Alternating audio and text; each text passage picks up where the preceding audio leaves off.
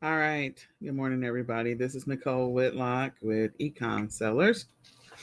And this is our weekly ecom planning session where we plan out our future success for next week. So I'm your host on this journey. And my passion is helping people on their e-commerce journey to help them to be focused, to be consistent, to be productive, to make the progress that they've always wanted to make in their business. If your goal is to become $1 million seller, I'm there for you. I celebrate with you, and I am here to help you achieve that goal. So, in the weekly planning ecom session, we are live on Clubhouse. We're also live in the e-commerce planning Facebook group. So, you are welcome to join that Facebook group and download the weekly planning checklist, where we're going to step through the things you need to do to plan for a successful week next week. This happens to be the final part of the third full week of May. So we're going into the fourth week of May, and then the following week we'll be planning for the month of June. So if you're a person that is on this e-commerce journey, it doesn't matter what method of e-commerce that you're doing. It doesn't matter um, what platform you're selling on. There are some basics that all sellers do. All sellers have to do product research. All sellers do that. They may do minimal product research, or they may be doing deep product research. They may also be doing keyword research. All sellers have to actually go out and do some sourcing. Again, they're doing some level of sourcing. It could be online sourcing, getting their products online, ordering them online, buying them online. It could be physically going out and getting products. All sellers have to create listings. Again, all sellers, doesn't matter what method of e-commerce you're doing, all sellers have to create listings. All sellers have to do some form of shipping where the product has to be shipped to the customer after they buy it. So there's got to be some form of checkout process. And once they check out, again, doesn't matter if it's on a specific platform, you got your own store, it doesn't matter. You're still doing that. And you have to make sure that the product gets to the customer, whether it's automated shipping, whether you've outsourced to a 3PL or you've got a fulfillment center, or whether you're physically shipping it yourself. All sellers have that. And then there's a few other things that I feel like all sellers should be doing. So there's like administrative tasks within your business just to see where you are, reconciling all that other fun stuff. And in addition to that, all sellers have some form of customer service. They got to answer customer questions, deal with returns, refunds, reviews, all of that fun stuff. So there's some basics that all sellers have to deal with. It doesn't matter what form of e-commerce that you're in. And that is the basis of this conversation. Pulling together a weekly planning checklist to help you to be successful and to make intentional decisions in your business for the week that is coming up. So I believe firmly that incremental improvements in your business that's implemented over time can completely reshape your future. So if you're looking to be $1 million seller, again, with $1 million seller, in order to get to that number, you got to know what you've got to be making every single day, every single week, every single month, even every single quarter. So you take that number if you don't have a goal, because again, I have no idea if you have a goal yet, but you, as a seller, you should have a goal. You should have things that you're working towards. And so we're going to talk about building some goals for the next week, putting together some plans for the next week so that you can achieve your goals in your business long term. So, $1 million seller, in order to get to $1 million status, I've got to take that number, $1 million, and divide that by the remaining number of months in the year, the remaining number of weeks in the year, the remaining number of days in the year, so that I can figure out what my daily objectives are, what my weekly objectives are, and what my monthly objectives are. So if you haven't sat down and actually performed that exercise, if you haven't established any goals, I'm going to encourage you to go and download the weekly planning checklist. If you're live on Facebook, you can go into the e-commerce planning Facebook group to get that. Download it and let's step through it together to make sure that you're establishing goals. In addition to that, before we get into it, just two things. One, if you need some support along the way, if you need some help with putting together a game plan for your business, or you want somebody to review it, or you're needing an accountability buddy, you can definitely schedule a free 20-minute coaching session with me. You can go to ecomsellers.com, click on freebies, and schedule a free 20-minute coaching session. In addition to that, you can join eCom Sellers Academy if you need some help on your e-commerce journey. Doesn't matter to me what method of e-commerce that you're doing. We've got training videos, over 200 plus training videos on all of it, on private label, white label, drop shipping, print on demand, retail arbitrage, online arbitrage, wholesale, liquidations. Like we cover everything. So if you are looking to get started and you need some support along the way, you can join eCom Sellers Academy at $17.99 a month, and you'll gain access to all of that training. We have a live weekly training session that we cover what's working now, and then every single week we have live weekly Q&A. You get a free wholesale list every single week of 10 wholesale suppliers, and you'll also get retail arbitrage lists that you can go out and make money with right now.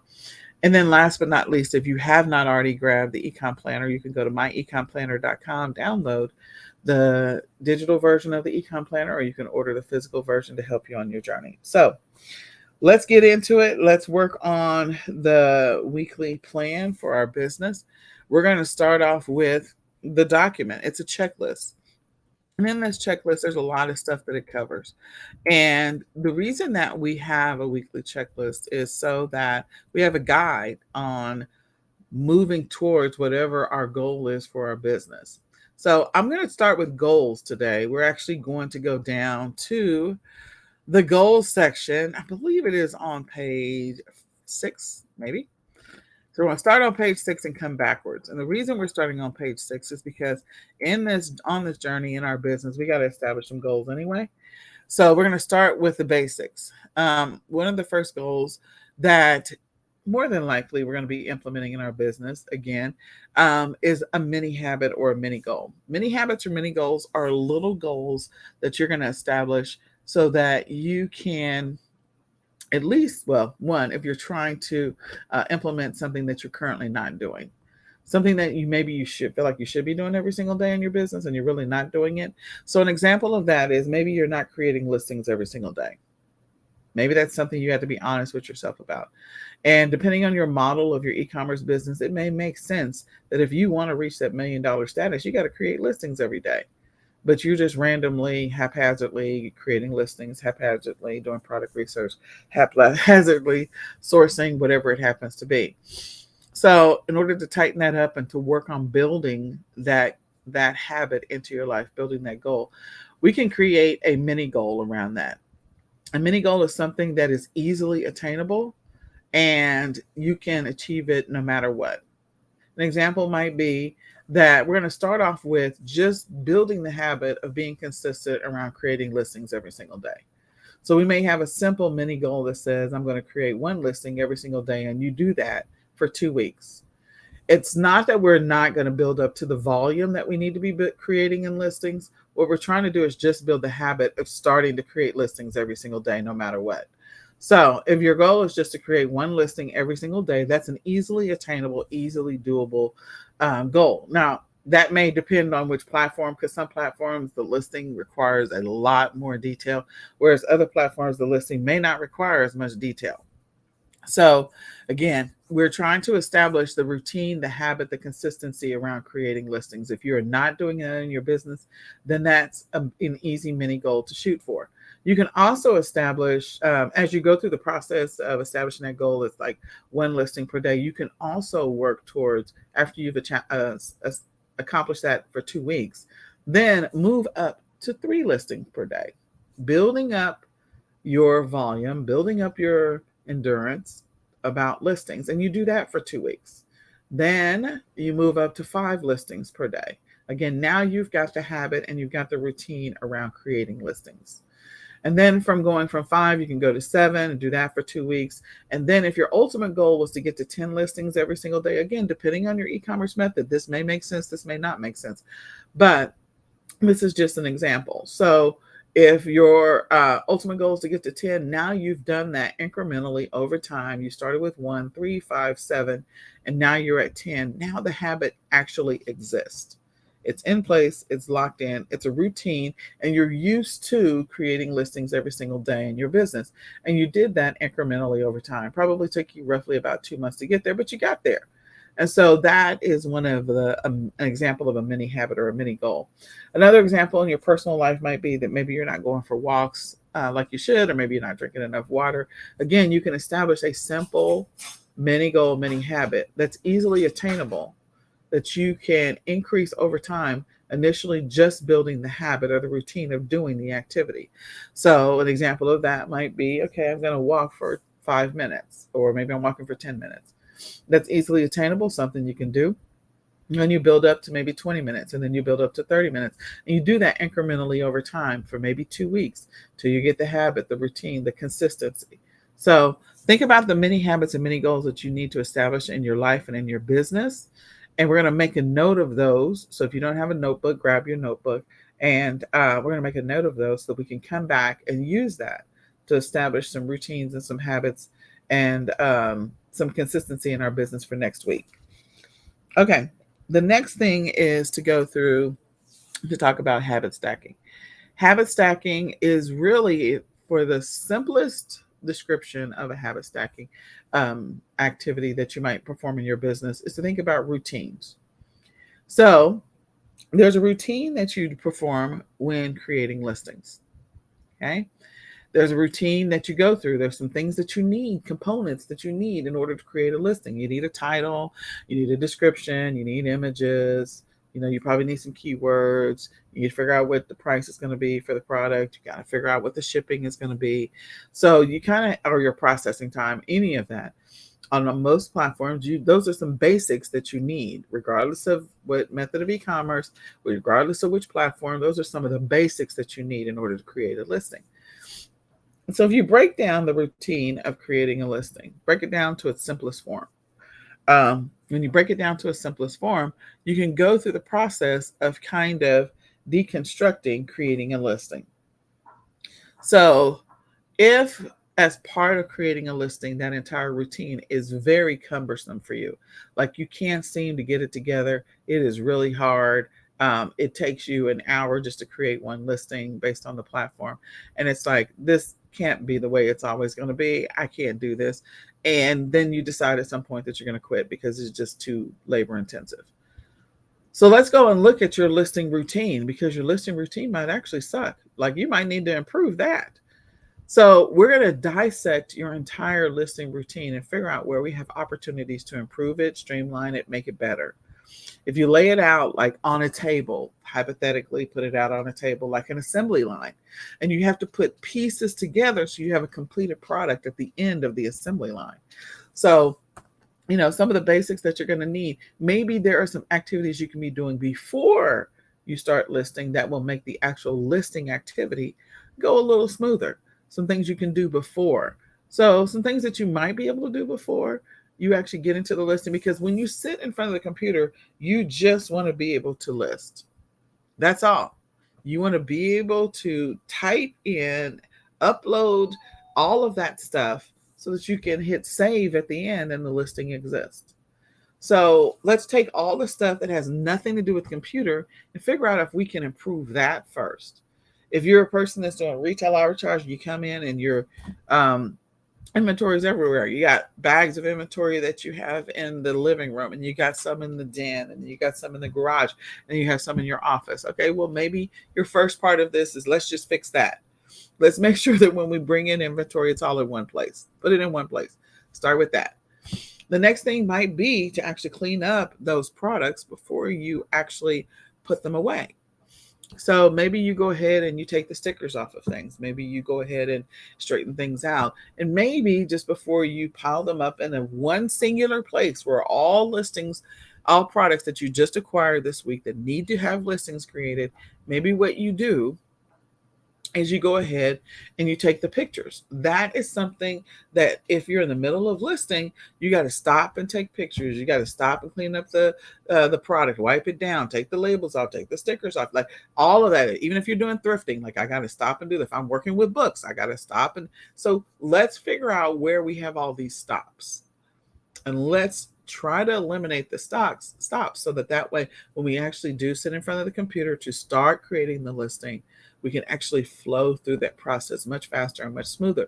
You will feel like you've accomplished or achieved something much quicker and much faster if you go through that process of streamlining your listing activity, so that it becomes something that's not a nightmare as much as it was before, or cumbersome as much as it was before, and it becomes something that is smooth and flowing. So if we go ahead and clean up the images as soon as if our routine is to take everything, put it in one centralized location so that it is ready for listing for that week. So if we're doing retail arbitrage on Saturday or Sunday, and we start our process of creating listings on Monday, I don't know what your routine or habit is. We're going to figure that out in just a second. But the first thing is, okay, let's put it all in one place. Second, maybe we go ahead and clean up the images, take the stickers off, and prep it so that it's ready to go. Third, maybe we go ahead and take the pictures. I don't know. Do you want to go ahead and take the pictures now? Do you have 5 minutes, 10 minutes that you can commit to throwing up the pictures? Is your photo box, if you have a photo box, is it in the same room as your inventory? Maybe if it is, then it may make sense that taking an extra 5 minutes or 10 minutes to knock out those pictures. So, if you bought 5 things this week, or if you bought 50 things this week, like knocking out those pictures, or are some of those items, do they already exist online so you don't have to take pictures? Aha. So then that's an extra step you don't have to take this week. So look at your routine around creating listings. Another thing that's part of that creating listings is, do you have to stop and go do keyword research? Maybe you do. On some platforms, you may be able to just piggyback off of an existing listing. Does that make sense?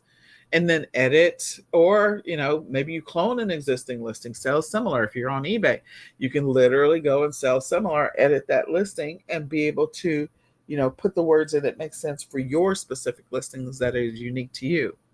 So are there ways in which you can streamline this process so that your listing activity for one specific singular product goes from being an hour to something more manageable, like 10 minutes, 12 minutes, or 6 minutes? Okay. So let's look at that. And so that entire process of all the things, the sequential steps that are part of creating a listing, is sort of a habit stack. It's a routine that is part of the process. In that habit stack, it's all the logical things that are part of that activity. So you put them in sequential order where they make sense so that they flow much better. They flow much smoother through the process. So look at your routines. Maybe look at your routine around shipping. Is it cumbersome? Is it difficult? Or are there opportunities to streamline it and improve it and break it down? So first thing you got to do is you got to deconstruct it. You got to break it down and say, what are the things that I'm doing?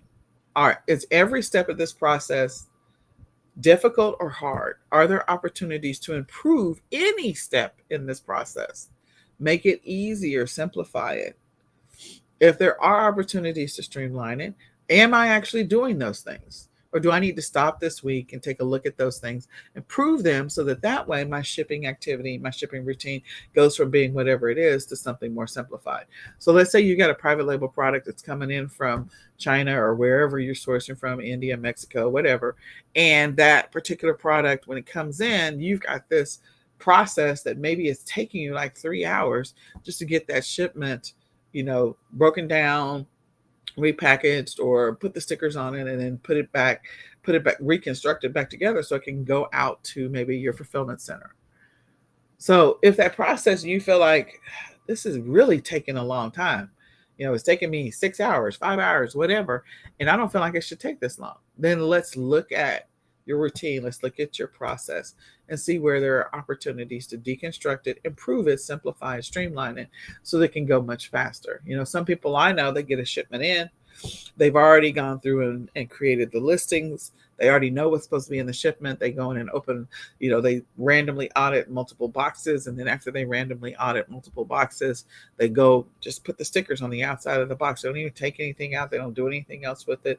Put the stickers on the outside of the boxes, and then put the boxes back into the big major box. And then it's like, okay, call FedEx or UPS or whatever and pick it up. So their process, I know that there's one lady, like, she sells shoes. She doesn't even let the pallet get out of her driveway. It's like, okay, go outside, put all the stickers on it, and then call FedEx, UPS, come back and get the box. And she's ready to go. So there could be opportunities in your routine of what you're doing. So look at each one of your routines that you have for your business and figure out where there's opportunities to improve it, to streamline it, to make it better. This can also apply to your life. Like in your, you might be doing some things in your personal life for your morning routine or your evening routine that actually might be horrible, and it may not be serving you well. So look at that as well, because as we start to improve things in our business, we need to allow ourselves the opportunity, because sometimes you'll automatically find opportunities to improve things in your life. If your morning routine with your kids and your evening routine with your kids is just a flipping nightmare, if it's taking you 2 hours to get the kids in bed, that's 2 hours of time. Now, if you enjoy the time with your kids, that's one thing. But if it is like pulling teeth every single day with your kids, let's deconstruct that entire nighttime routine and see where we have opportunities to streamline it, automate it, improve it, put things in sequential order so that your routine flows much better. And maybe you go from a 2 hour evening, every single evening, fighting with the kids to get them in bed, maybe 2.5 hours, down to 30 minutes. Now you just bought yourself, if you get it down to 30 minutes, you just bought yourself an hour and a half that you can either spend time with your spouse, you're going to spend time working in your business, and you get that, you just bought some time back. So again, looking at your entire routine, your habit, putting things in sequential order that makes sense, and reconstructing it, and then streamlining where there's opportunities to improve it. So that's habit stacking, and there's going to be some opportunities to look at your habit stack as we go through this process today. The next one is time blocking. Time blocking is huge to me. Time blocking is one of the most important things on this e-commerce journey, I feel like, for me. Now, some people don't like to do time blocks, and it's okay. Maybe you're a free spirit and time blocks are not your thing. But there may be something else that is your thing, because your goal is to make progress. The goal is to have some level of consistency in your business. The goal is to be organized. And so there are a few other things that you can do if time blocking isn't for you. So time blocking is committing a focused or dedicated amount of time to a specific act or activity. So if you say that you're going to list for 1 hour, or maybe you're going to do product research for 1 hour, or you're going to source for 1 hour, again, you're committing a dedicated amount of time to that activity.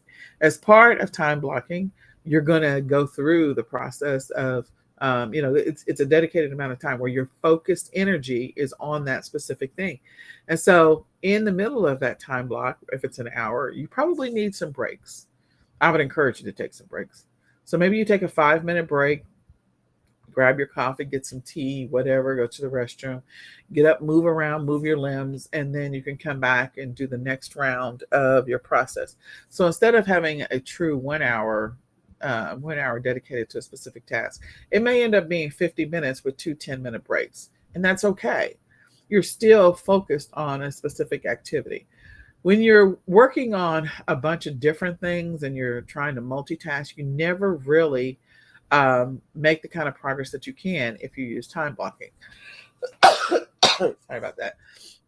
And so going through that process and eliminating this whole multitasking and being able to spread your thoughts and your brain energy across multiple activities at one time. No, if the task that you're about to do is, doesn't require an hour, maybe your time block is 30 minutes. And of that 30 minutes, maybe it's really focused 25 minutes with a 5-minute break. That's fine. But don't say, okay, in this activity, I'm going to do 20 different things. No, we're going to focus our energy, our time, and our brain juices on one specific task or one specific activity in our business for a dedicated amount of time, so we can give it everything we got. We can make it make it better, improve it, make it more efficient.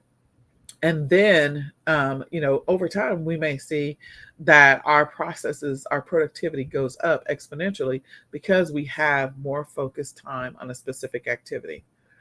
The other thing about time blocking is you got to figure out what's your most optimal time of the day. Everyone's got a most optimal time of the day, meaning when they're when they're really plugged in, they're dialed in, they're really focused, they're able to concentrate much better, they have a higher energy level, and they can really burn through a bunch of activities in their business or in their personal life all at one time.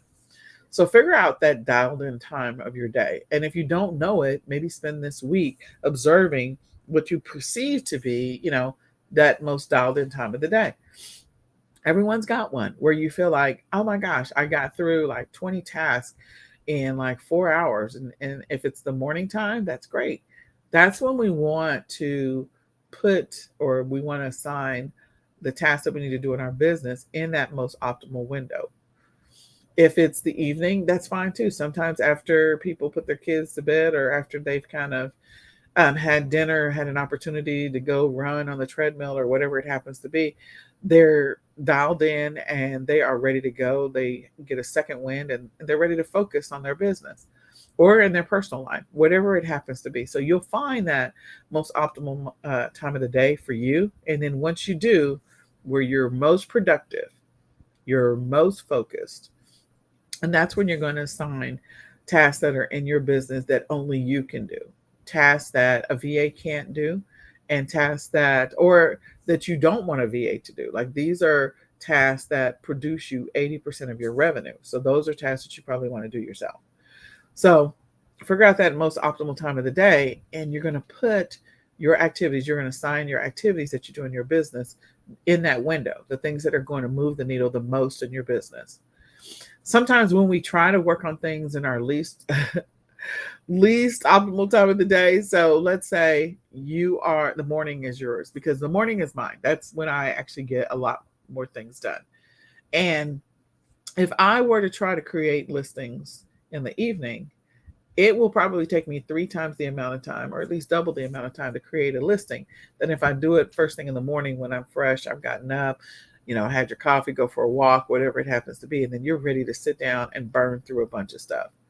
So I can go from creating one listing in like 1 hour, and that's just hypothetical, in the evening, versus in the morning, I probably go through and create 10 listings in 1 hour. So again, figure out your most optimal time of the day and work on creating time blocks around that most optimal time of the day to do the things that either require the most brain juices, or maybe do the things that are tasks that you can burn through quickly in your business, and put that in that time block. But we are going to create schedules today, or create a schedule today that includes time blocks. And if you don't like time blocks, then the next thing is checklists.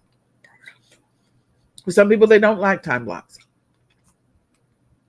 They would prefer to use a checklist, and just to use that checklist to make decisions in their business, to see that they're making progress in their business. So checklists are helpful. And it does help those people that, okay, I don't want to be as stringent. I don't want to be as maybe militant or anal about my schedule. So I want to have some level of a little bit of flexibility. I want to make some progress, but I don't have a little bit of flexibility. So I'll go through and, create a checklist so that I have a sense of accomplishment.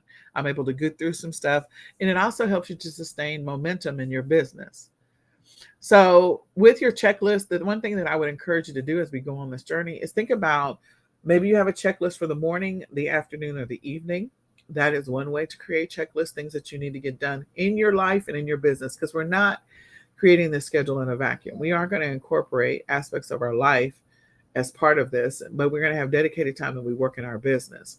So again, I don't encourage you to be that person that you're going to clean the house and create listings at the same time. No, let's just have some dedicated time for your business, and you can schedule time to clean the house later. Or, I'm going to go to doctor's appointments and work on shipments. No, we're not doing that. We're not mixing the two. So I would encourage you, once you figure out your most productive time of the day, if you're going to build checklists, separate it or segment it off into morning, afternoon, and evening. And maybe in the mornings you work in your business, in the afternoons it's all family and personal, and the evening is all family and personal and prepping for tomorrow. So figure out that and schedule morning, afternoon, and evening. There was also one thing I did want to mention when it comes to checklists and segmenting out your day in the morning, afternoon, and evenings. There was a TikTok that there's like TikTok has all these different viral stuff that comes up. And one of them happened to do with separating your day into quarters. And I said, oh, this looks interesting. So what this whole premise is that, in sports, there's typically 4 quarters in, a game. So it's broken up into 4 segments. So the first quarter of your day, whatever the first quarter happens to be, and maybe your first quarter is your morning routine. And maybe every morning your morning routine is like pulling teeth. And that could be the case. I don't know. And then the second quarter, you feel like, okay, I'm starting to get some momentum in my business. I know that I'm going to have a halftime here in a second, but I'm getting some momentum in my business. So think of it like, again, sports analogy. And then your third quarter, okay, things were not as planned and things were a little rough. And then the fourth quarter, okay, I'm going to bring it home and we finish strong. So it could be that you think of your specific day, you break it up into segments like a quarter, and that's fine too. Whatever works for you. I like morning, afternoon, and evening. Maybe you like to separate it into quarters like you're playing a game, a sports analogy. Either way, it's all about building momentum and making progress towards the habits that you're working to build. And it's always incremental progress. You're not, if you make major progress, that's fantastic. But everything you do, all the little things you do in your business every single day, every single week, every single month will build up towards something major, which of course for us, most of the time is fourth quarter. And so you think of it that way, you can break it down that way and work on your business in that way. So if a checklist works better for you than creating time blocks and you don't want to have all of this is what I'm doing at 6 and this is what I'm doing at 7, this is what I'm doing at 8, that's fine too. Just create a checklist and then go with it.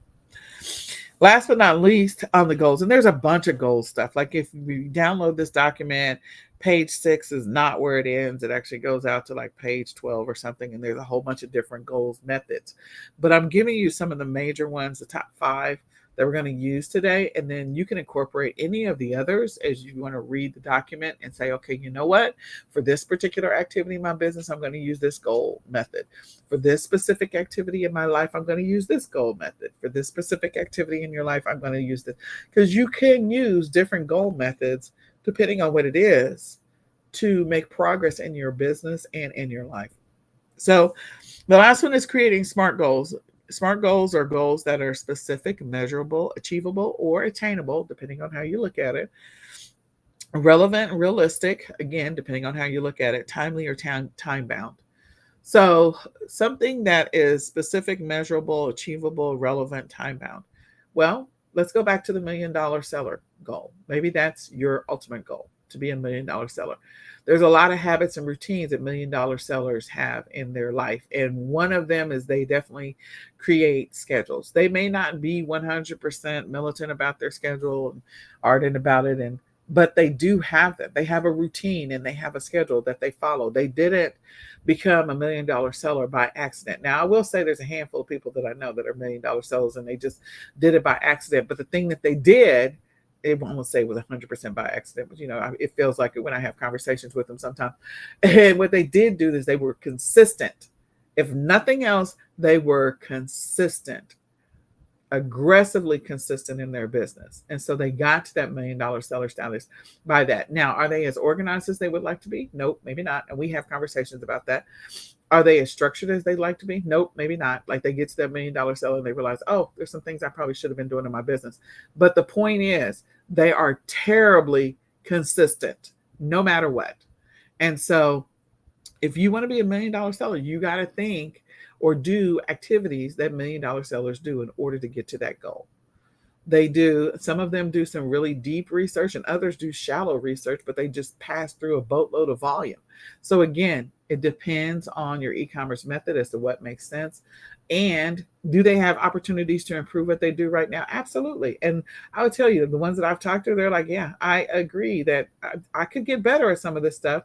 I just did things so fast. And so I was just insanely fast about it that, I made a lot of mistakes along the way, but I got there. Yeah, you got there. So now they got to clean it up. They got to make it easier for the accounting side of it. They've got to make it easier for some of the other stuff. They got to stop doing some of the stuff that they're doing and be like, okay, I could really get better at this. I could actually go to $2 million if I didn't do this one thing over here anymore because I was just moving so fast. So again, there are some things that they can do, but a lot of them that are intentional, like I'm on a mission to get to $1 million seller, they have SMART goals. So they're specific. The specific goal is to get to $1 million. They have it's measurable. So in order for it to be measurable, I got to divide the numbers. I've got to go ahead and divide that $1 million by the number of months, I could even divide it by the number of quarters. So the number of quarters, the months, the weeks, and the days in the year. So I know what my goals are every single day. It's achievable or attainable. Is it? Because, I'm not going to say you can become $1 million seller working 1 hour a day in your business. So we got to be realistic and say, okay, based on the available time that I have in my life and in my business, and based on the products that I sell right now, can I get to $1 million? You might be able to get to $1 million with 1 hour a day. Depends on, again, what products you're selling. If you're selling high ticket products that are, you're selling them for like 500,000 or $500, you might be able to get there much, much faster than somebody who is selling $20 products every single day. So again, I'm not going to say you can't do it in 1 hour, but I am going to say realistically, it's probably going to be more than 1 hour, maybe a couple of hours. Um, and so is it achievable? Yeah. But you got to look at what's your available time in your life and in your business and how much you're willing to commit to it. Is it realistic or relevant? Yes, it's relevant. Getting to those numbers is relevant for the business model on which you've chosen. So is it realistic? It could be, again, based on your available time that you have to commit to your business and based on whatever method or approaches you're taking in your business. Is it timely? Yeah. You know exactly how much you need to make every single day, every single week, and every single month. Can I get to $1 million? I believe everybody could if they have enough time, if they, based on the model that they choose. So I'm not saying you have to change your business model. That's not what I'm saying.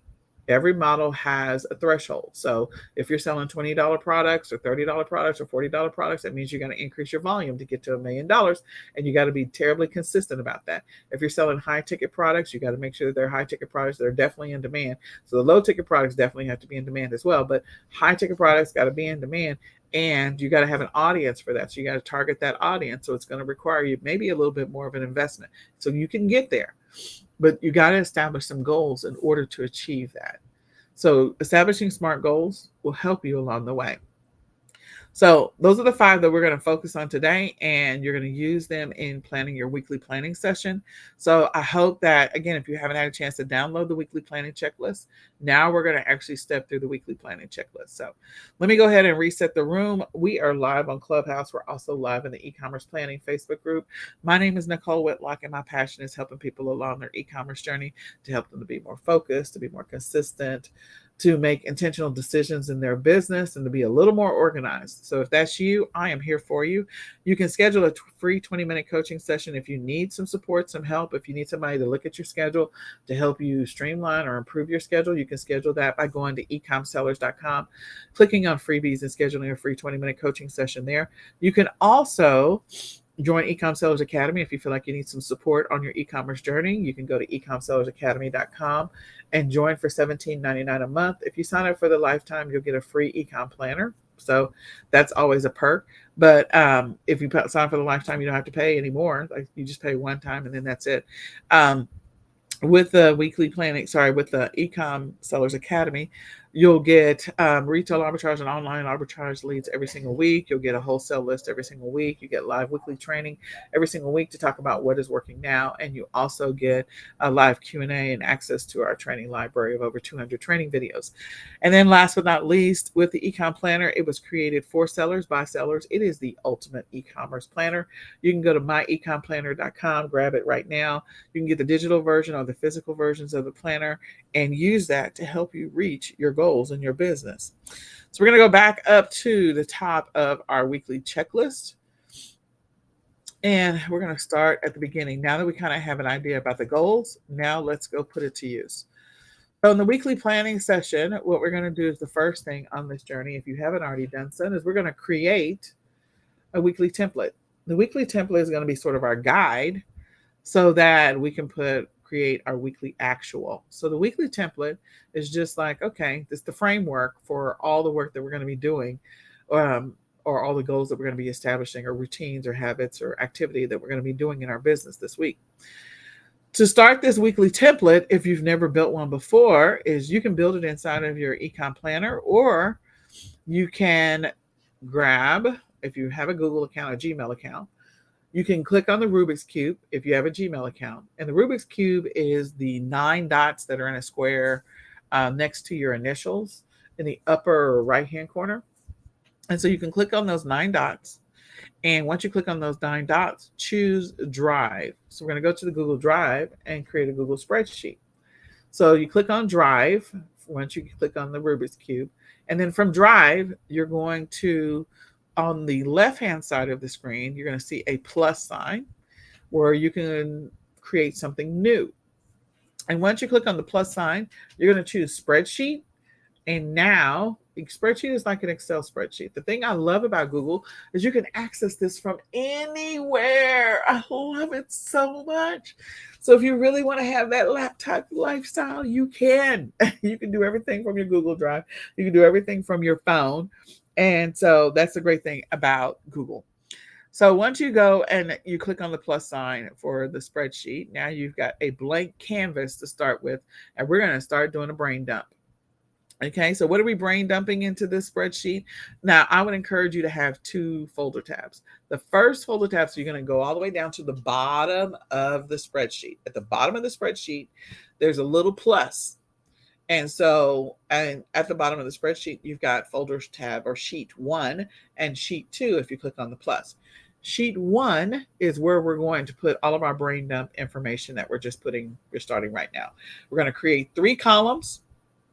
The 3 columns that we're creating are things that we already do in our business, things that we need to do or must do in our business, and things that we should or we want to do in our business. We have 3 columns in sheet number 1. So if you want to rename sheet number 1, you can left click on the actual words sheet 1 and rename it to brain dump.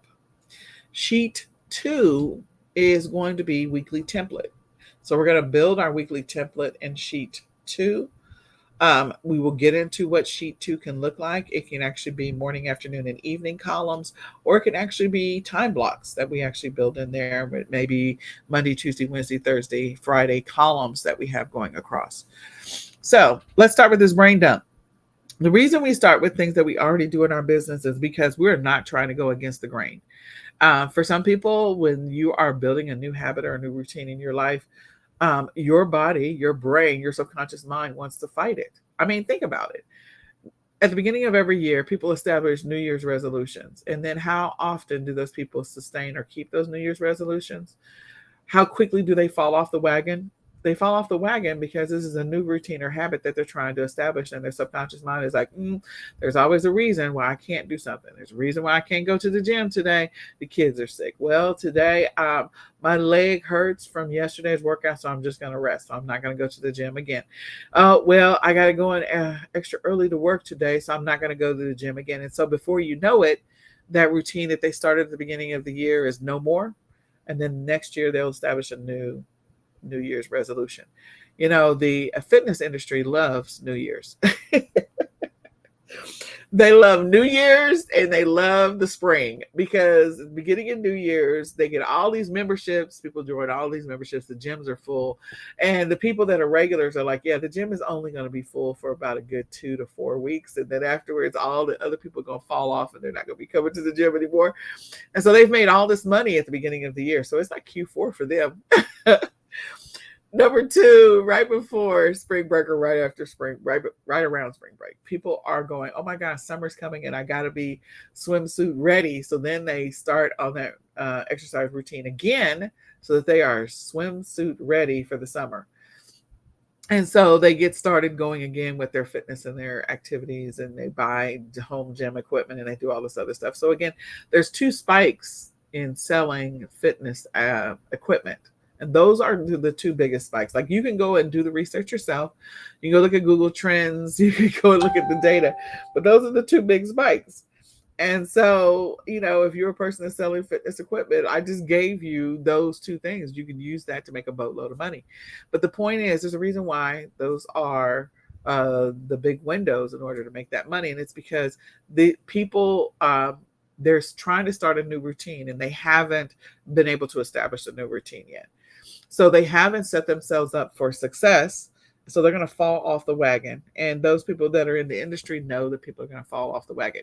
Now, are there things that they could do to set themselves up for success so that they don't fall off the wagon? Yeah.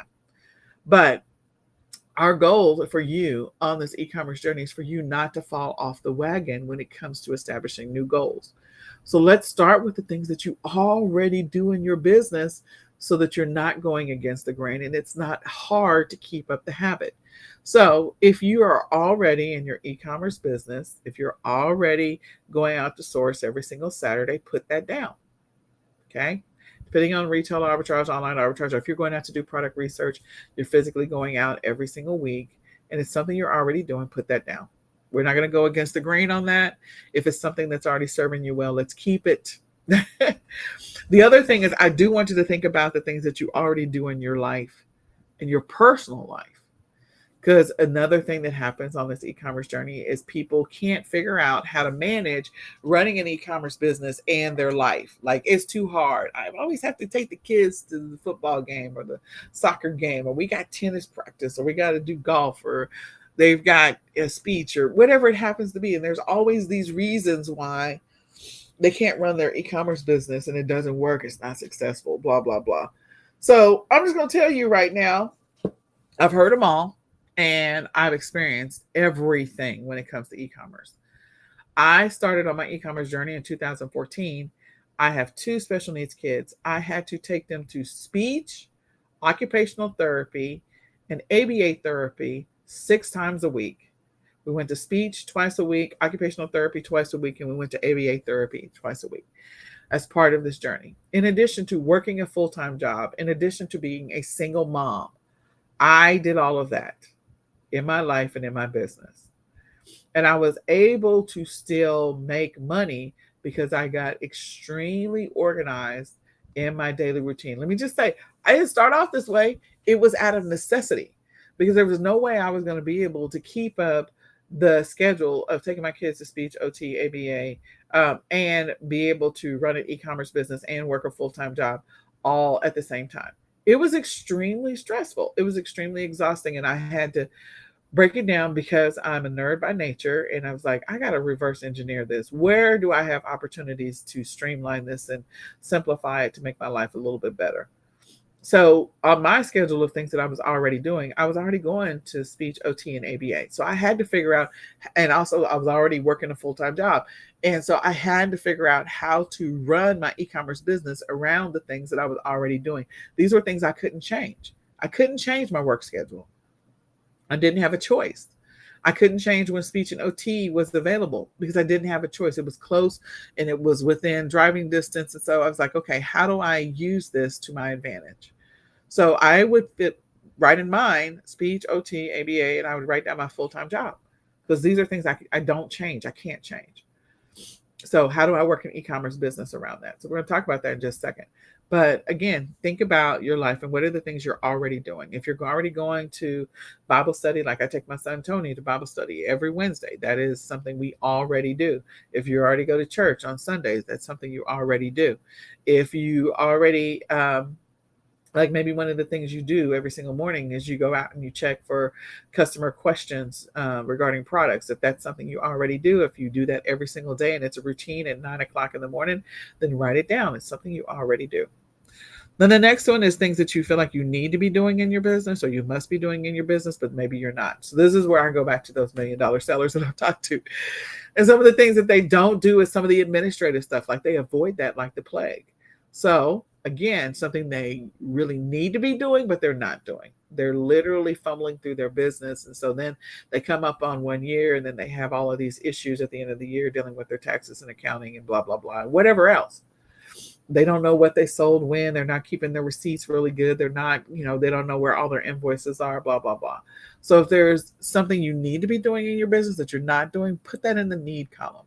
I need to be running my reports every single week or maybe every single day. I need to be my platform specific reports.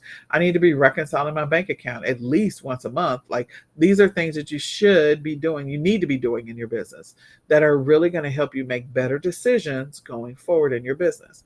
So write down all the things you need to be doing and then all the things you should be doing. So there are some things you should be doing. You should be making time for the customer service side of your business. You should be making time for the sourcing side of your business. So think about all the things you should be doing in your business that maybe you're not doing right now. So that's what's going into this brain dump. So as we break down some of these things, I'm going to give you some food for thought. There are sourcing related activities that you should be doing in your business or need to be doing. Maybe, I don't know. If you're already doing them, that's fantastic. So those sourcing activities could be planning in advance for the next 2 to 20 weeks. You can go 2 to 24 weeks or 2 to 30 weeks, whatever works for you. But you've got to source product. So, are you sourcing it just in time or are you sourcing it in advance? The reality is you don't put up listings for Mother's Day on Mother's Day. Okay. You just don't. You don't put up listings for Memorial Day on Memorial Day. You don't put up listings for Halloween on Halloween. You source that inventory in advance of Halloween and you put those listings up like several weeks in advance. Some people put them up 6 weeks in advance, 8 weeks in advance, 10 weeks in advance, 12 weeks in advance, but they're putting things up. So what is your current process? And maybe this is something where you go, you know what, I should be putting up my listings 12 weeks in advance. So put that in the should column. Are you looking at or evaluating upcoming holidays, events, seasonal things? Are you preparing for the spring in the winter, or are you preparing for the spring in the fall? When are you preparing for the spring to sell spring products? Maybe you're doing private label products or you're doing white label products, and so you're really not going through that whole selling things that are seasonal. You're really looking for your steady eddies, things that you can make money on no matter what, regardless of the time of the year or what's happening in the year. These are things that sell all the time. So maybe you have replenishables that you're selling that people buy every single week or every single month, no matter what. Okay. So, when are you looking for potential new replenishable opportunities, or are you, just selling the same thing over and over again? Also consumables. So again, from a sourcing standpoint, what's happening there? So these may be things that you're either going to figure out I should be doing, I want to be doing, I need to be doing, I'm already doing. Put that down in your different columns. Where does this go? Wholesale or drop shipping opportunities. Like, are you going out there and sourcing for those wholesale or drop shipping opportunities, depending on your e-commerce model, and private label or white label opportunities? So sourcing is an activity you should be performing in your business. That's one of the things I do say should. You need to be sourcing. Like, there's the 6 pillars. Everybody should be doing in their business, need to be doing in their business. So if you're not doing a good job right now of sourcing, or maybe sourcing in advance, that's maybe something that you put on the things that you should be doing. I need to get better at sourcing in advance versus sourcing real time. I'm missing some windows of opportunity. Maybe, maybe not. Or maybe my model is that I don't source things that have to do with right now. The next one is research. So there's, again, product research, listing research, keyword research. Are you doing any research, or are you just throwing up listings? Maybe you're just throwing up listings and you're not doing any listing research. You're not doing any keyword research. Is there an opportunity for you to optimize your listings and to get more organic traffic to your products? Maybe. If you got a little bit better at keyword research, there's probably an opportunity there. Same thing with product research. Like, okay, what are you doing around product research? You go find the products that are going to be in demand, that people are going to be buying, because you can marry that to your activity around sourcing once you find them. All right. Next one is listing activities. Okay, so there's listing activities in your business. What are you doing? Are there things that go on your should be column? Are there things that go on your need column? Are there things that go on your already do column? So, creating titles and descriptions and images and figuring out your price and maybe cross listing. Are you doing all that? Is there something you want to start doing? So do you want to put that in the want column? Multi-channel, pushing your listings across multi-channel, maybe creating product videos. Again, that's going to go on the listing itself. So creating a product video serves two purposes. It can go directly on the listing. It also can go out there in the universe of social media, so that way, if people find the video organically, then that may drive them to your listing. So what are you doing?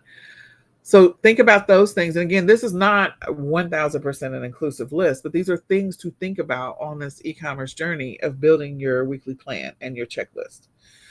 The next one is shipping related activities, FBA or WFS, which is Walmart Fulfillment Services, using a fulfillment center, prep center, 3PL.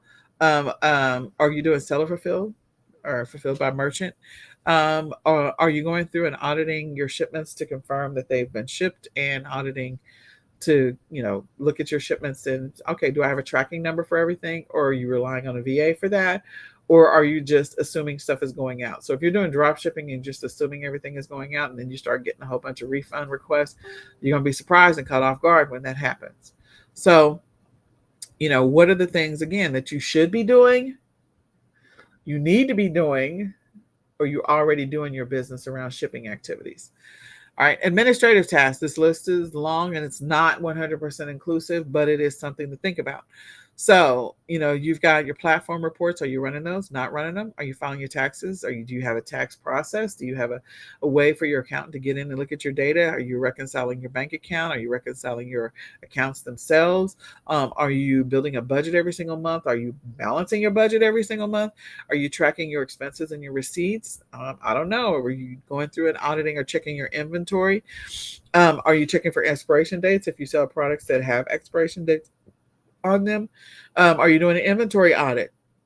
Are you creating standard operating procedures for your VAs, or either tweaking those standard operating procedures if you have VAs? Like, let's go through and let's be honest about what's happening. Are you adjusting your prices? Are you using a repricer to be able to adjust your prices for your things? Are you going through and analyzing your data so you can make better data-driven decisions?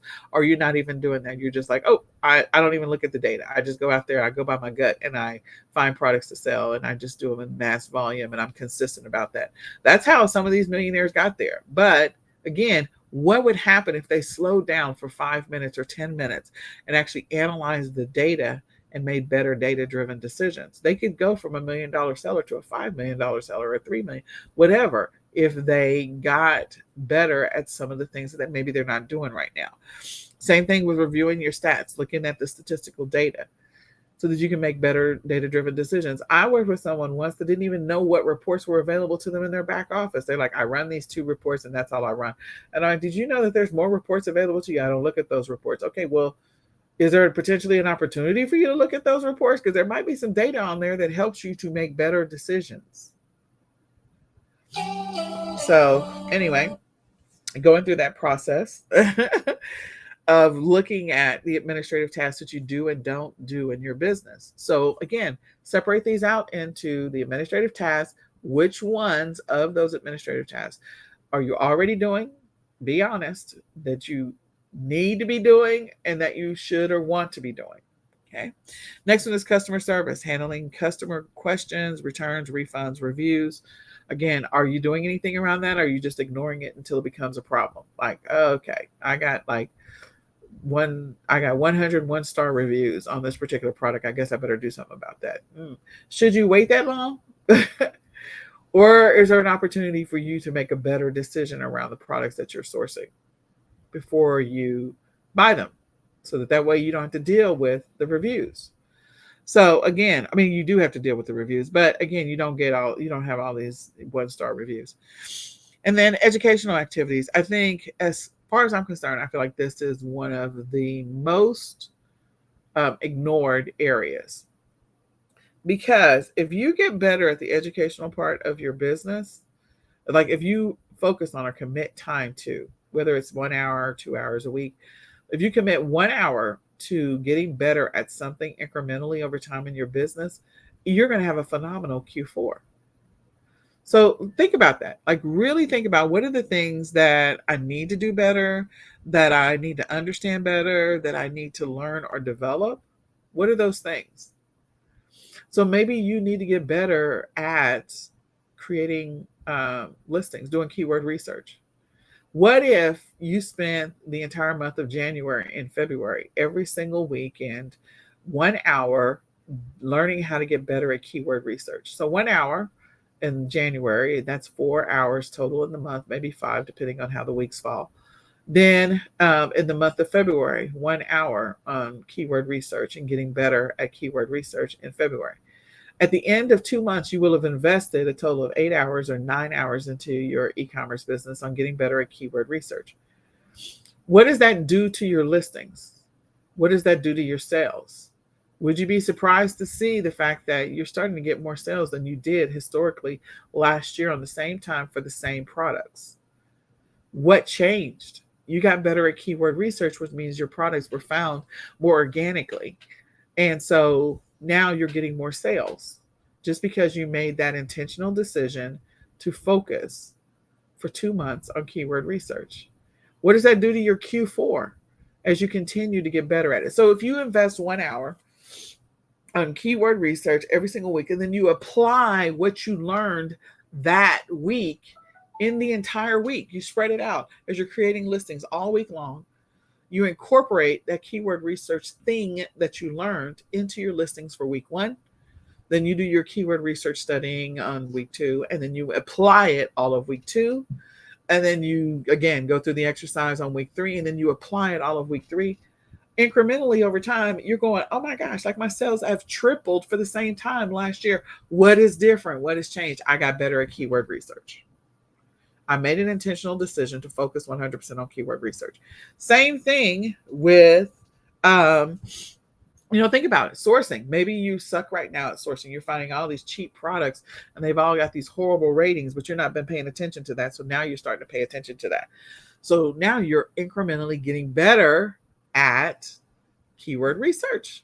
Sorry, not keyword research, product research or sourcing. You're finding better suppliers. So make an intentional decision to invest some time in education. This is not investing like hours of getting sucked into the YouTube vortex. Okay, that's not what I'm saying.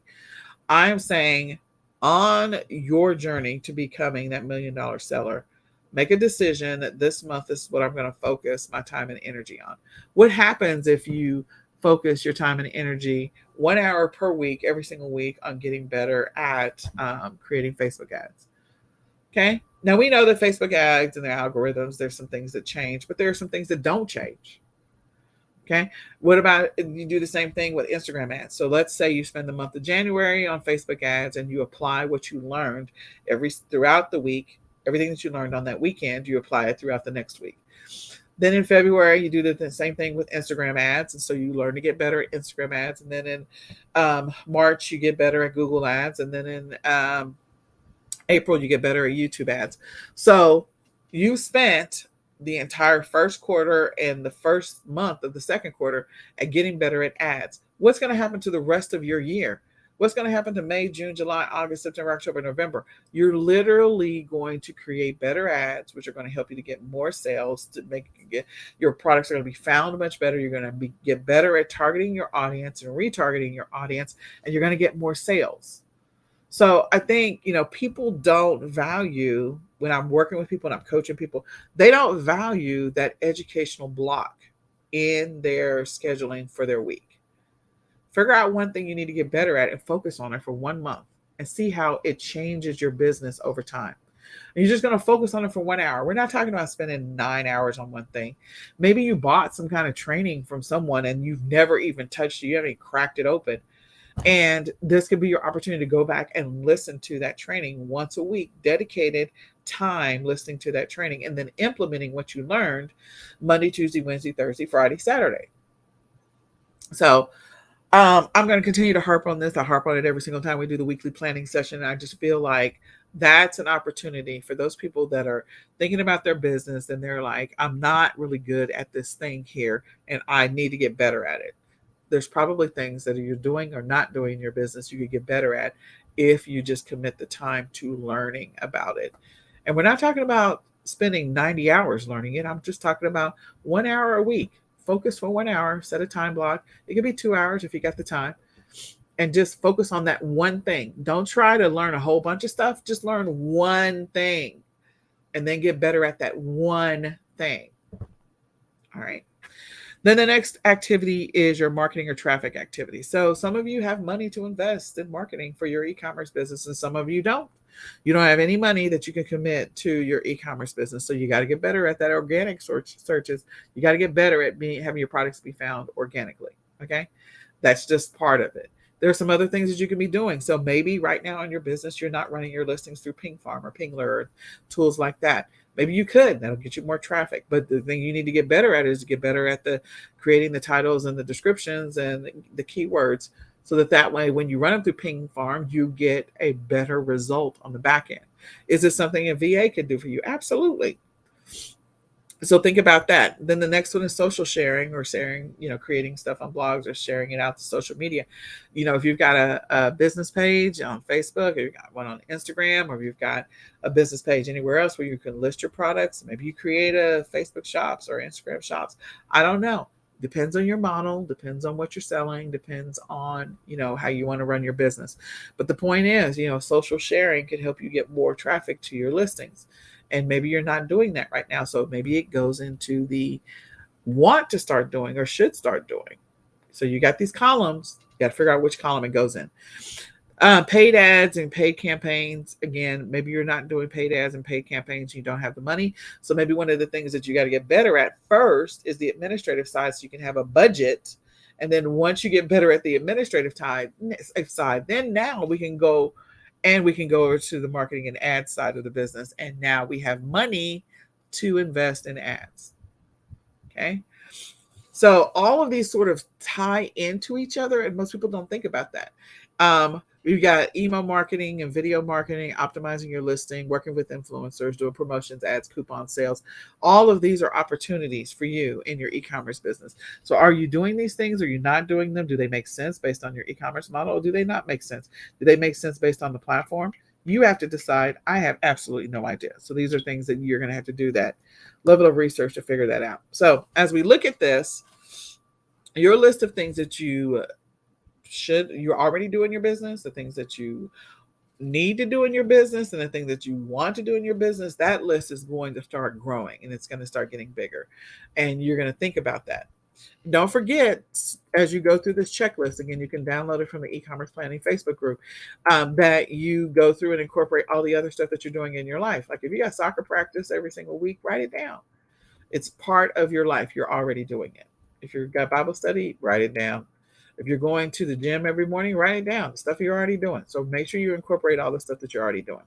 So next on the list is we're going to go through from this brain dump that we created, and next to each one of them, we're going to write down, okay, we're going to organize this brain dump because it is just a dump of data. And we're going to assign a day and for each one of these things. So if you're already going to Bible study on Wednesdays, write Wednesday next to Bible study. So make sure you have some space in between your columns. It should be a column of already do, and then a space, and then a column of want to do or should do, and a space, and a column of need to do, must do, and a space. So that way you can assign a day. So as you go through that, figure out the things that you already do. You have a date next to it. So which day of the week are you already doing those things? So write it down. If you go out for sourcing and do retail arbitrage sourcing and do it Monday, Wednesday, Friday, write down Monday, Wednesday, Friday in that box. If you go do product research and you always do product research on Mondays, write down Monday. So again, whatever you're already doing in your business, write that down. If you go through and you look at your reports every single day from an administrative standpoint, then write down Monday, Tuesday, Wednesday, Thursday, Friday, or write down every day, so that we already know these are things that you do in your business already. Then the next thing we're going to do is we're going to organize this brain dump of stuff by morning, afternoon, and evening, so that we can say, okay, these are things that I do in the morning, these are things I do in the afternoon, these are the things that you do in the evening. So if you got a family and you're working a 9 to 5, of course there's going to be things that you do in the morning, and you got to get your kids together in the morning. That's part of your morning routine. You got an evening routine, getting your kids together.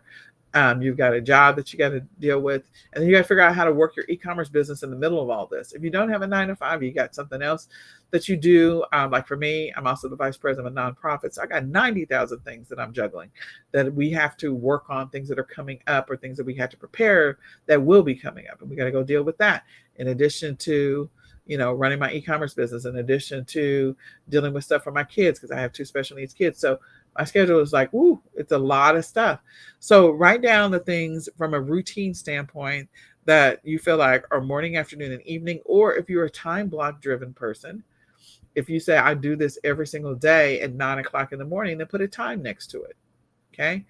So Monday through Friday, every single day, and put a time next to it. Okay.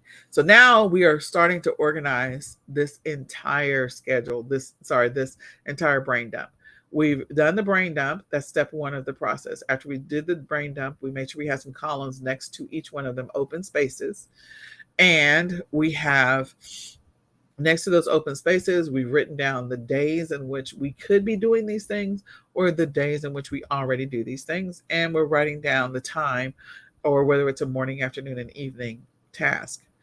Once we've done that, then this is where we're going to look at those goals that we talked about at the beginning. And so we talked through 5 primary goals. One was mini habits or mini goals. The other one was habit stacking or routines.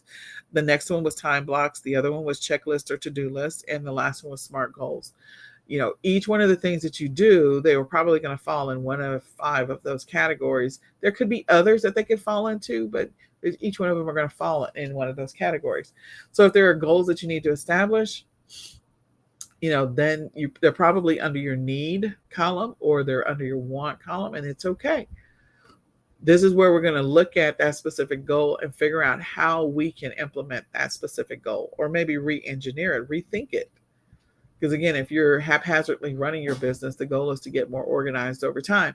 So we're going to rethink maybe how we do some of the things that we do and improve them. Make them run either more efficiently, or maybe try something for a brief period of time to see if it works out better this way. So that may mean making changes to what we currently do.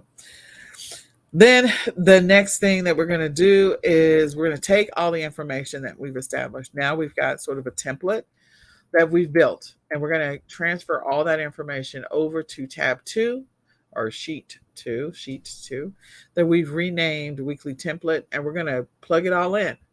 We're going to plug in a Monday schedule, Monday templates, all right, a Tuesday template, Wednesday template, Thursday template.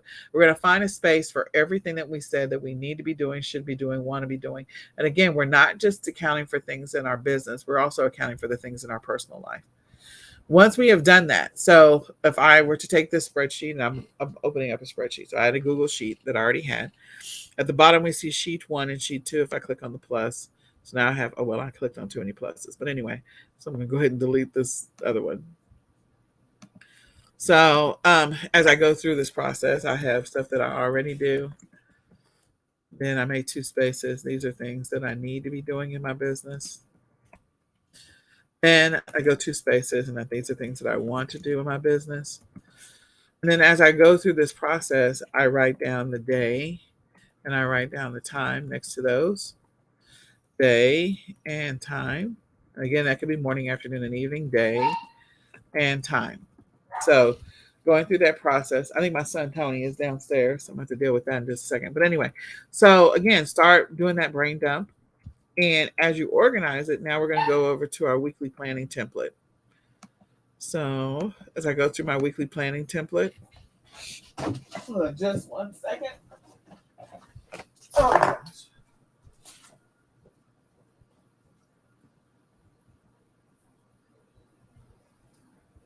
All right, so as I go through my weekly planning template, if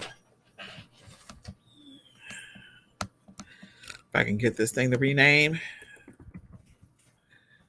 I'm going to rename it weekly planning. Now I can start going through Monday and Tuesday. I'm going to make some spaces in between and start filling this thing in. Okay. And Friday. So what is this, Saturday and Sunday? So what does it look like after we have built out this template? We filled in all the places. So whatever template we build, we're going to try it for a couple of weeks before we make changes to it. And I will tell you, each one of your templates are probably going to last for a couple of, your templates are going to last for a couple of, probably at least 2 weeks before you're going to make changes. And you're also going to build a template that you may have one that's for the summer, and then you may have one that's Q4 specific. You may have one for when school's in session, if you have kids. So there will be multiple templates that you create. I personally have 4 different templates that I use.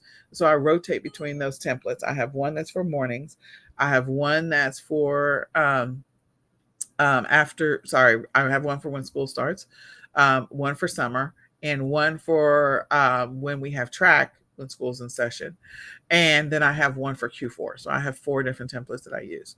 So as we go through and look at this template process, I built a template based on the conversation that we had on building out the template. So the first one is template number 1, and it's in the weekly planning session document. Template number 1 is for those that are in a template number 1 is for a person that works a full-time job. It's for a person that works a full-time job. They're doing retail arbitrage, online arbitrage, and drop shipping.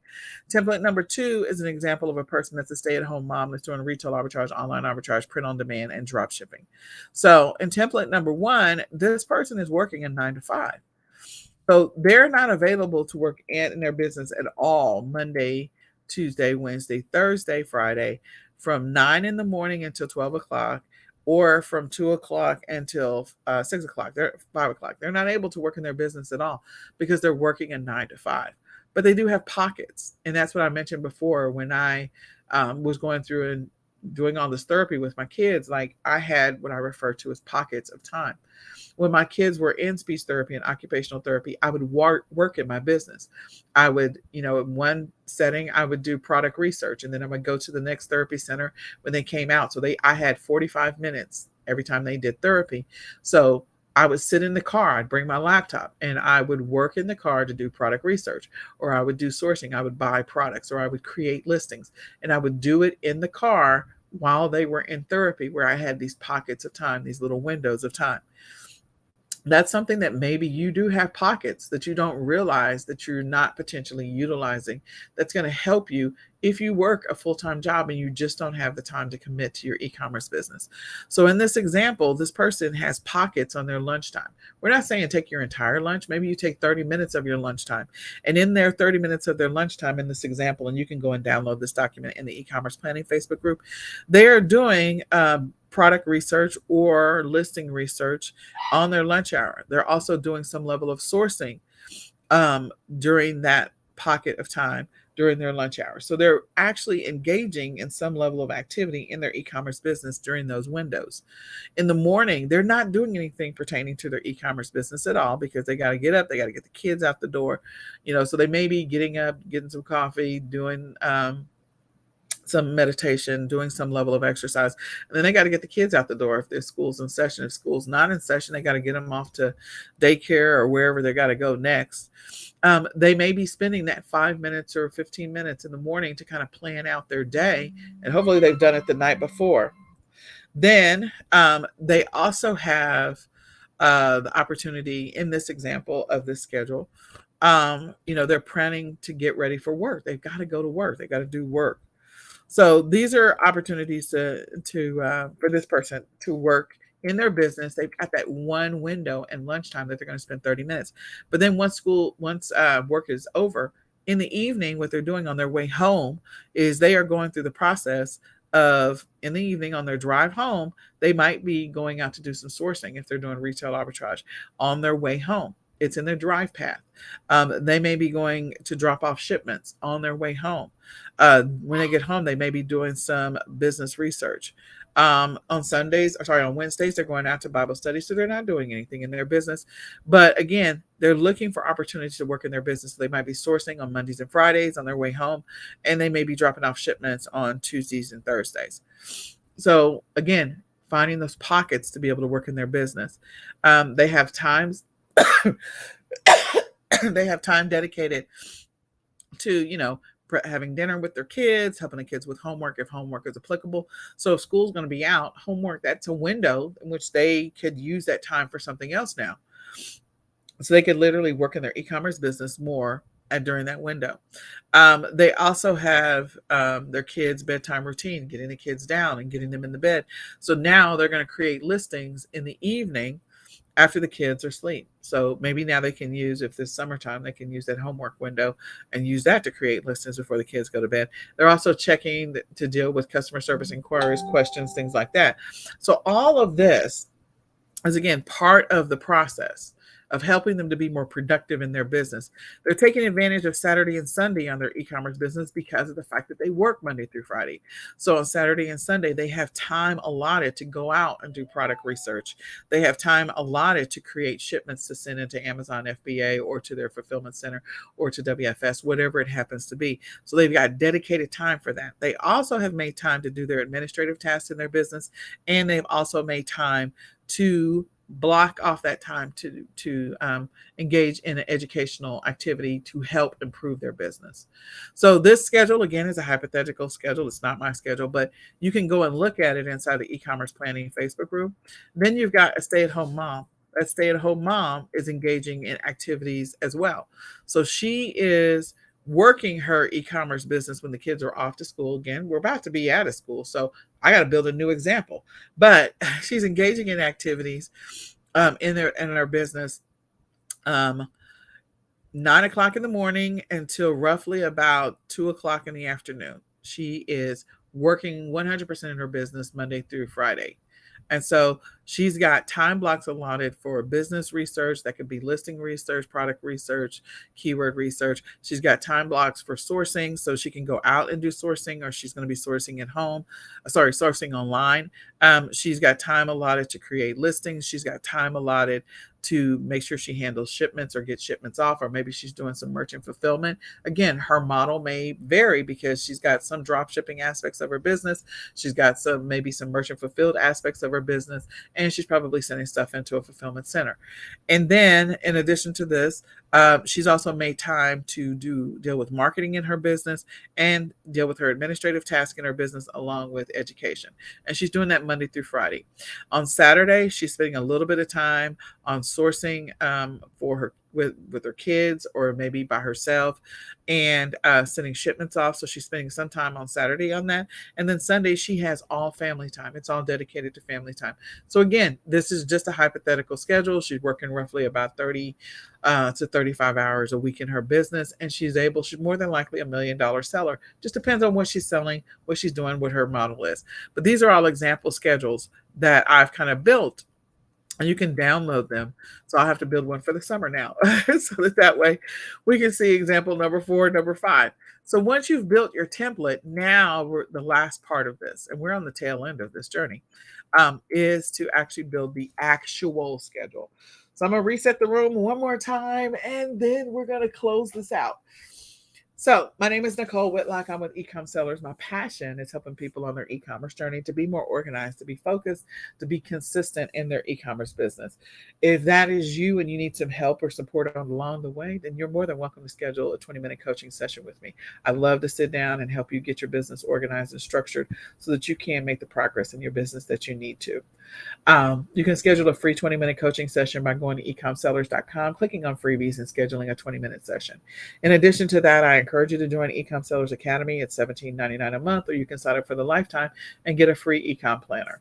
With the $17.99 a month, there's a bunch of different perks that you get. You get a live weekly training session where we talk about what's working now, depending on the different e-commerce methods, and also e-commerce platforms. There's also the live Q&A, weekly Q&A.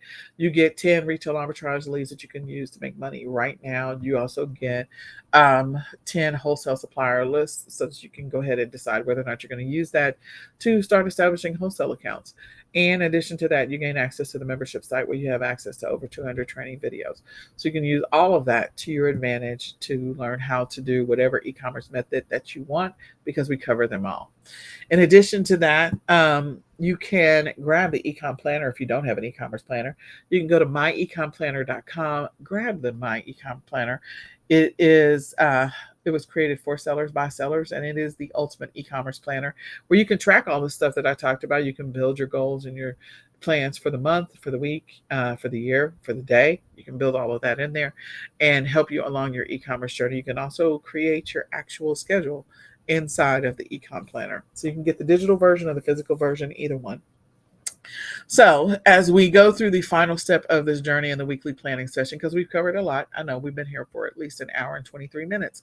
So the last part is creating the weekly schedule. So the weekly schedule, the first thing we're going to do, the weekly actual schedule. That's the key. It is an actual schedule. It's not a template anymore. So we're going to take the template and use that to create what we call the actual. So before we get into building the actual, we're going to go take a glance at our monthly plan, because we've established like 20 to 25 goals. So we need to know what those goals are as we think about this week. Since this is the last full week of May, then we really need to know what's on that monthly plan, because we need to be whittling away or checking off those goals for the month of May. And we've only got 1 week and a couple of days to do that. Then we also need to define or identify the priorities for this week. So this week's priorities, they're going to change from week to week. Maybe not, just depends.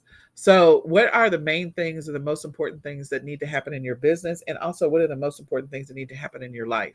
What are those priorities for the week? So we've identified what was on our template. And is there something major that's happening this week?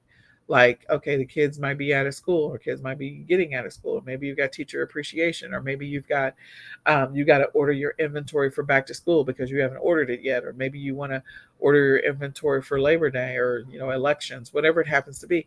Like, you might have some priorities this week that you need to deal with, and so we make sure that we don't miss those and we put them as a priority. So you're going to define what the priorities are for the week. You're going to think about your personal and also your business, so that we can make sure that we make the two work together in harmony. And then also thinking about your habits that you're working to build this week. So it's not about building habits for this week. It's really about building habits for the next 30 days, 60 days, or 90 days. So what were the habits that you established for the month of May that were important? Whatever those habits are, we're going to continue that through the rest of the month of May. We're not just creating habits for this week. We're just tracking them. We're just tracking them for this week. Okay. So what are those habits, those routines that we're working to build so we can build a habit of consistency around some things? And then now we're going to get into the actual. We're going to pull out that weekly template now that we have this pieces of information from our goals and our priorities and our habits. And now we are going to determine what are the things that we actually need to do. So when we're talking about product research, or we're talking about doing research, if you have a block on your schedule that says I'm doing research, what is the actual research you're doing? Are you doing product research? Are you doing listing research? Are you doing keyword research? What is the actual research? And if you're doing product research, what are we doing product research around? Especially if you got a private label product, like, okay, maybe you're selling baby stuff, and so you're going to be selling baby swim, whatever. So you're going to write that down. This is the actual thing. When I say I'm doing research, I'm doing research on baby, I don't know, floaties. That's the product research I'm doing. I got to go out there and I got to go find, do some product research around baby, whatever, baby water stuff. So you're going to focus on baby water stuff, and you're going to figure out which products are going to potentially sell, or that you can find, and all of that stuff, the pricing, the quantities, all of that stuff. If I am going to be engaging in listing, what listing activity am I going to be doing listings on? Again, as I said before, you're not creating listings for Mother's Day, the day of Mother's Day, or you're not creating listings for Memorial Day, the day of Memorial Day. You're doing it before. So what listings am I creating? Am I going to go ahead and start creating my listings for Prime Day? Because we know Prime Day is coming. So that way the listings already exist, and so you can offer the deals when Prime Day happens. Again, they haven't announced when Prime Day is going to be. I'm just saying, we already know it's coming. It's probably more than likely going to be the second week in July. We'll see if I'm right. I don't know. Then the same thing with listings. So are we going to go ahead and start creating our back to school listings, so they're already out there so we can tweak them? So what are we doing? What listings are we actually creating? So the key to the actual schedule is the what. What? We're answering that question every single time. So if you have a time block for shipping, what am I shipping? Am I shipping an order that's coming in from China because I've been tracking it and it's supposed to be here next week? If that's what I'm shipping, okay, that's what I'm shipping. And where am I going to send it off to? Am I sending it off to FBA? Am I sending it off to WFS? Where am I sending that? Okay. So we're going to get specific on sourcing. When we have a time block for sourcing, what am I sourcing? Am I going to go ahead and am I sourcing from my wholesale suppliers to get flags or lapel pins because elections are coming? Is that what I am sourcing? I am sourcing from blah blah blah. If I'm going to Walmart, that's where I'm sourcing. So, okay, I'm going to Walmart, I'm going to source blah, blah, blah, whatever it happens to be. We're going to be specific. We're not going to be vague. We're going to be intentional. And then learning, what am I learning? I've already harped on learning, so we're going to move on. But again, you get the idea how you can use learning to help you make more money and get to that $1 million status. And then on the administrative task, what administrative task am I doing next week? It is the 4th full week of May. So what are those administrative tasks that I need to do in my business? That's the what. What are those tasks that I'm going to do? Am I going to run my monthly reports? It's a little early, so I'll probably wait till the next week, but whatever. Figure out what the what is. And then think about also your family. What are the things that you're doing with your family next week? So, next week for me, it's the first full week that they are out of school all week. And I'm thinking about that. Trust me, I am.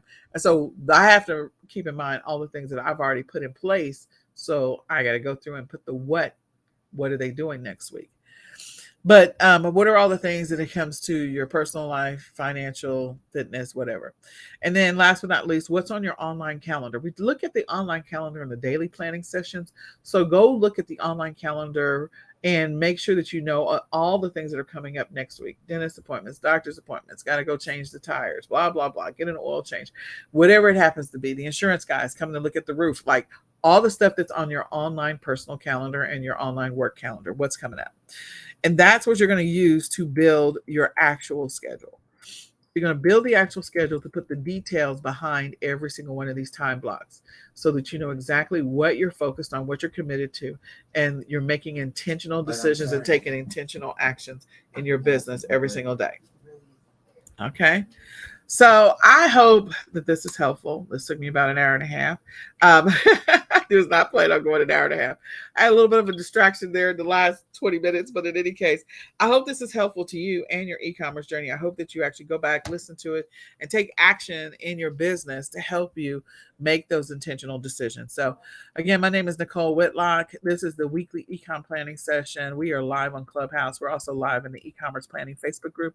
You can download the e-commerce planning checklist directly from the e-commerce planning group and use that to help you make some intentional decisions in your business. I hope that this information is a blessing to you. I hope that you have a highly productive, extremely focused, and committed, successful week that's coming up.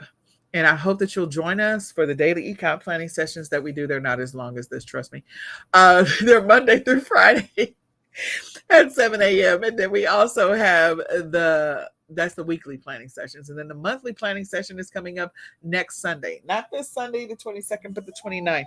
So we do have the weekly planning session that is coming up. Use that to do your monthly planning for the month of June.